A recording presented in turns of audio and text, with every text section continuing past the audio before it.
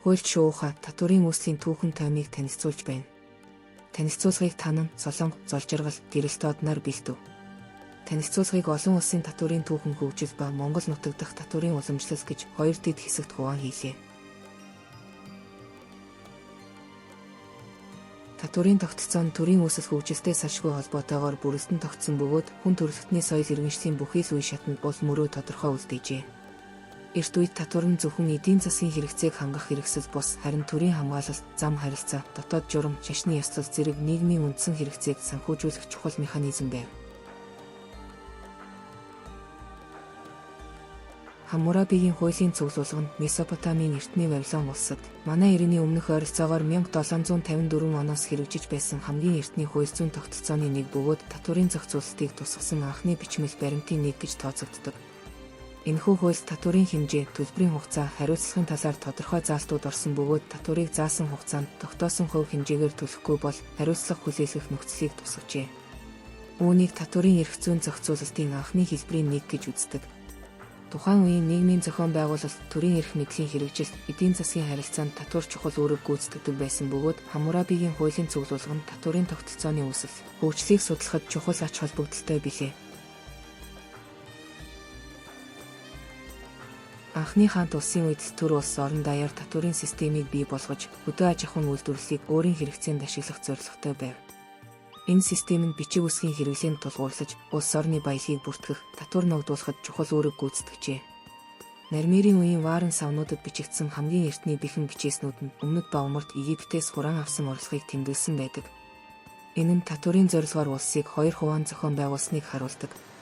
Татвар хураагчид буюу бичээчид нь ургац хураалтын үеэр тариалангийн талбай ургацын хэмжээг тооцоолж, иргэдээс тодорхой хувийг татвар болгон хураадаг байв. Тэдний үйл ажиллагааг дэмжихийн тулд хүч хэрэглэдэг байсан бөгөөд татвар төлөөгүй иргэдэд хатуу шийтгэл ногдуулдаг байжээ. Тухайлбал татвар төлөөгүй иргэдийг зодож, зарим тохиолдолд үхэлд хүргэх хүртэл шийдэгдэг байсан тухай баримтууд байдаг. Энэ нь татварын тогтолцооны хатуу чанарыг илтгэнэ.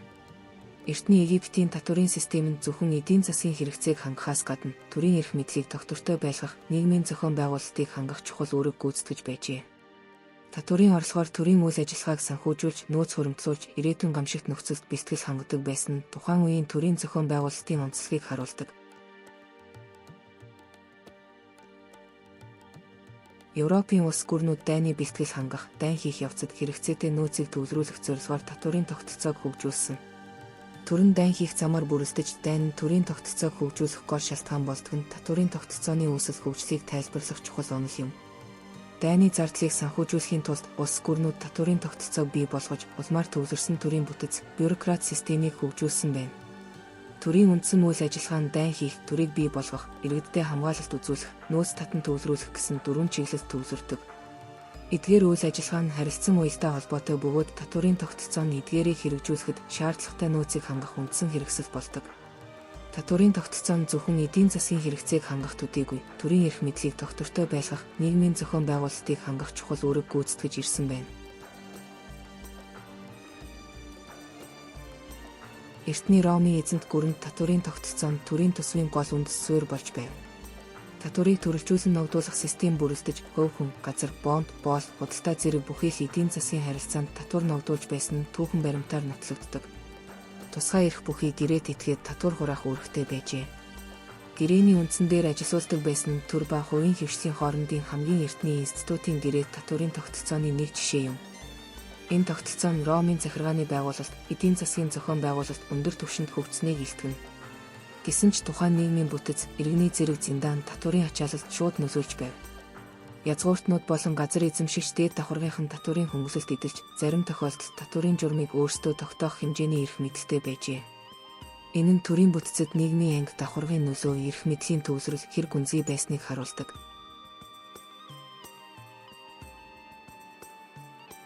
Хятадын Там улсын үед төвлөрсөн төрийн тогтолцоо бэхжсэнтэй уялдан татварын тогтолцоо хүн амын тоо, газар тариалангийн үр өгөөжийг үндэслэн тооцдог нарийн системд суурилж байв. Төр нь газар бүрийн хүн ам, газар эзэмшлийн хэмжээг бүртгэж, тэдгээрийн нөөц боломжид тохируулан татвар ногдуулах тогтолцоог хэрэгжүүлжээ. Энэ хүрээнд шуудан татвар болон ажил хөдөлмөрийн алба зэрэг татварын хэлбэр түгээмэл хэрэглэгдэж байсан нь төрийн хэрэгцээг хангах ажиллах хүчийг шууд татан төвлөрүүлэх хэрэгсэл болж байв.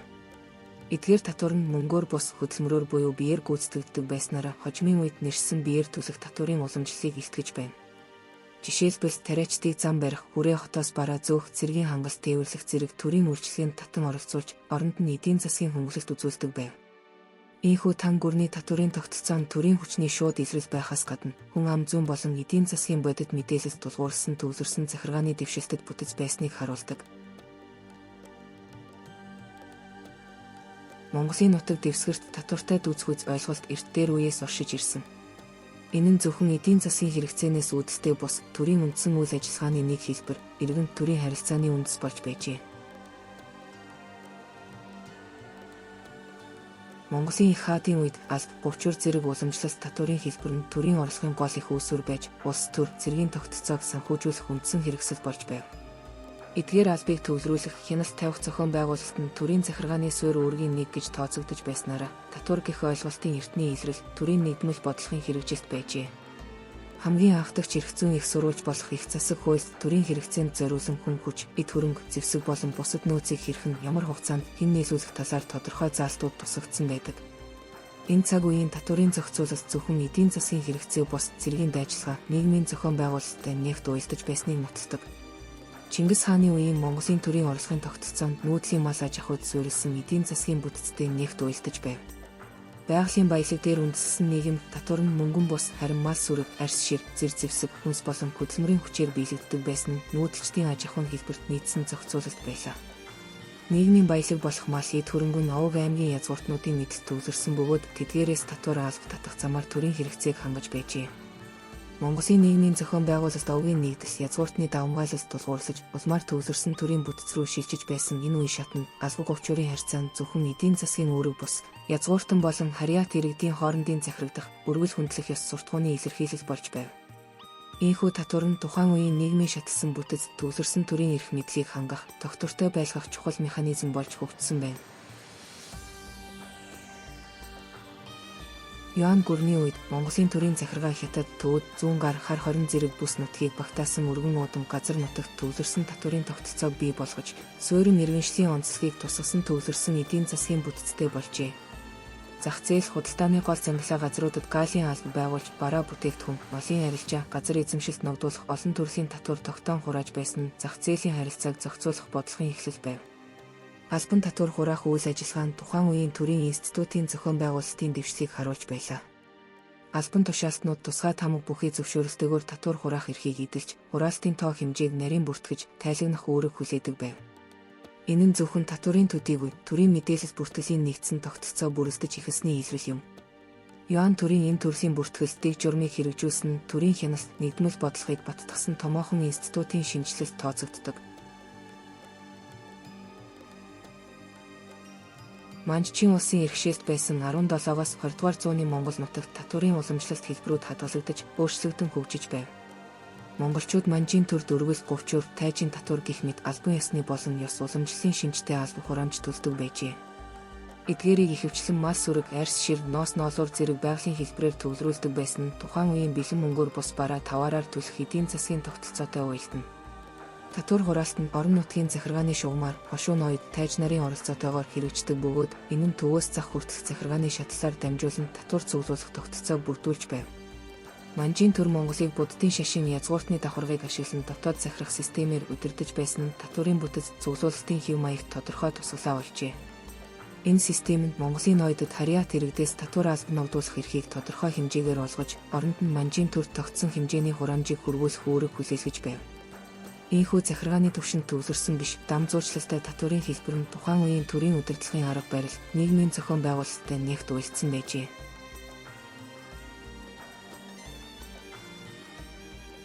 (1921) оны ардын хувьсгалын дараа байгуулагдсан ардын засгийн газар нийгмийн шин тогтолцоог бүрдүүлэхэд шаардлагатай санхүүгийн их үүсвэрийг бий болгох зорилгоор албан татварын олон хэлбэрийг шинээр тогтоож эхэлсэн.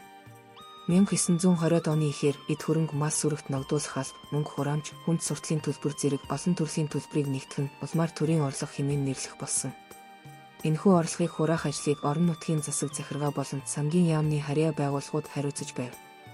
Ардын засаг тэгш буюу бүхнээс адил хувь ногдуулах зарчмыг баримталж байсан ч иргэдийн амжиргааны ялгаа орон нутаг дахь нөхцөл байдал харилцан адилгүй тул зарим тохиолдолд тодорхой хүмүүст чөлөөлөлт хэрэгжүүлж байжээ. 1930-ад он гэхэд Монгол улсад зөвлөлт холбоот улсын төлөвлөгөөд эдийн засгийн зарчим бүрэн нутагшиж татварын тогтолцооч энэ загварт шилжив. Улс ардын аж ахуйн бүх салбар төвлөрсөн төлөвлөгөөний дагуу ажиллаж, хувь хүн, оршоо, нэгдэлт байгууллагад ногдуулах албан татвар нь орлогоос бус төлөвлөсөн үйлдвэрлэл, нийлүүлэлтийн даалгаврын биелэлтэд үндэслэгдэх болжээ. Төлөвлөгөөний орлого хэмээн нэрлэгдэх болсон энэ төрлийн албан ашигт байдал гэхээс илүүтэйгээр намын удирдлага, төлөвлөгөөний сахилга бат, улс төрийн хяналтыг илэрхийлж байв. Энэ нь татварын гол утга санааг өөрчилж, төрийн хяналтыг эдийн засгийн бүх түвшинд тогтоох хэрэгсэл болгон ашиглаж байсныг илтгэнэ. 1990-ад оны үед ардчилсан өөрчлөлт гарч, зах зээлийн эдийн засагт шилжснээр татварын тогтолцоо үндсээрээ өөрчлөгдөж, шинжлэгдсэн эрх зүйн суурь бүрэлдсэн байна. 1992 онд шинэ үндсэн хууль батлагдсаны дараа 1993 онд Монгол улсын анхны татварын ерөнхий хууль батлагдаж, орчин үеийн татварын эрх зүйн тогтолцооны үндэс тавигдсан юм. Хуульч шууха татварын үүслийн түүхэн таймыг танилцууллаа. Монгол улсын татварын ерөнхий хууль түүний үндсэн үзэл баримтлал ба бүтэц нийтлэлийг уншихыг зөвлөж байна. Хуульч шуухатай хамт татварын эрх зүй судлаарай. Мэдлэг бол хүч. Хамтдаа хөгжицгөөе.